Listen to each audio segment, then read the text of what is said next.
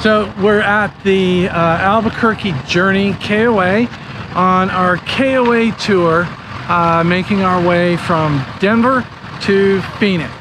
So more on all this later, but just want to show you this spot, which is probably about 200 spaces. It's an urban, I call it a pit stop. You can't call it a campground.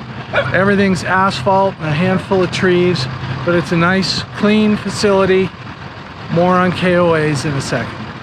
Woo! So we are leaving Albuquerque. You can hear Max. And we are heading to Flagstaff. This was a good pit stop. And yeah, here we go. Back on the road. Hey folks, so we are in Flagstaff, Arizona. And we are at the KOA Flagstaffing. And it's a nice one. It's big, and it is tucked away on the side of the mountain, and you can tell I'm really enjoying myself. I'm just sitting out here. Our rig is right here, and I'm enjoying it. It is just absolutely gorgeous. There it is, KOA Flagstaff. Check it out.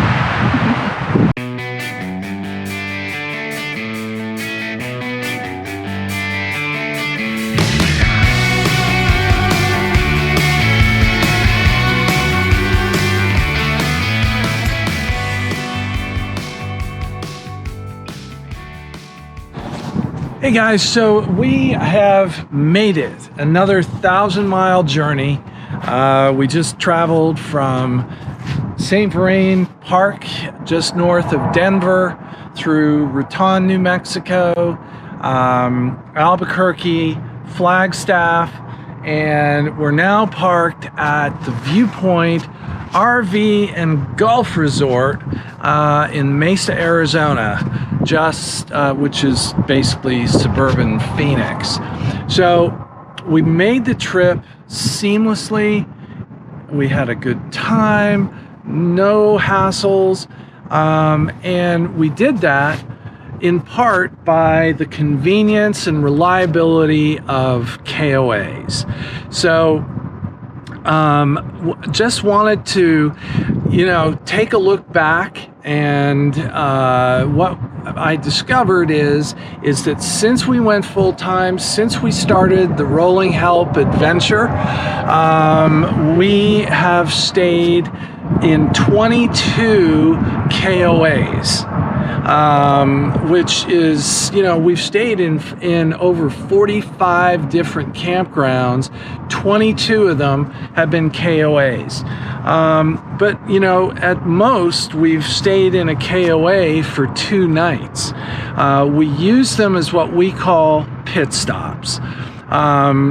Because most of them aren't, super great campgrounds, at least the ones that we've stayed in, with a few exceptions. We stayed in a park in Tennessee, Paris Landing, that was just amazing, a place that we wouldn't hesitate to stay in for a week or more. We just stayed in Flagstaff that you just saw. Again, a park that we would just love to stay in for quite some time. But when you're staying in them on just a nightly basis, KOAs are pretty expensive. That park in Flagstaff was over $70 a night. The average right now, at least of the parks that we've been staying in, is over $50 a night. And, for when you're out here full time with rising gas prices and everything else, that's just really not sustainable. So we continue to fall back on 1,000 Trails and the network of parks, of which this is one of them. We're able to stay here for 3 weeks at a time, and then there are multiple other Encore parks, which is part of the 1,000 Trails networks, in this area that we can pop over to, stay there, come back here, and it's all included in the adventure membership that we have with Thousand Trails. But back to KOA. So what we like about them is their locations seem always to be close to the interstate or the main travel highway that you're on getting from A to B. Hookups are, we always seem to be able to get 50 amp, always have sewer, and good water pressure, and it's reliable. And if something goes wrong, you always have somebody there. I think they always have somebody living on site, so that there's always a manager or what have you that's available and able to help you out with the problem. So they're reliable. You book everything online. I will say that their online system, because the locations are, from what I understand, they're mostly individually owned, although some folks may own a number of campsites or campgrounds. But when you book a reservation on KOA's platform, you're not able to go in and cancel it or move it online. You have to call to the local campground and make your changes that way. So for those of us who are, we try to do as much of that stuff virtually as we can. It's a bit of a hassle to make a call, but there's worse. Some you can't, they don't have an online platform at all. Other campgrounds, not KOA. So it's convenient. They've got they seem to have locations everywhere you want them to be when you're traveling long distances. They're right off the main interstates. Sometimes, as we've shown you, they are like right in town, and they're nothing but a parking lot with RV sites, RV slots, and hookups. Very few trees, but they still end up having amenities like a pool or playgrounds for kids, dog parks. They all seem to have little dog walk areas. So they work for us because it's kind of like, being a member of a hotel chain, and when you travel, you're always using Marriott or Residence Inn or what have you. You know them, you can count on them, and that's the chain of campgrounds that we use when we travel as our pit stops.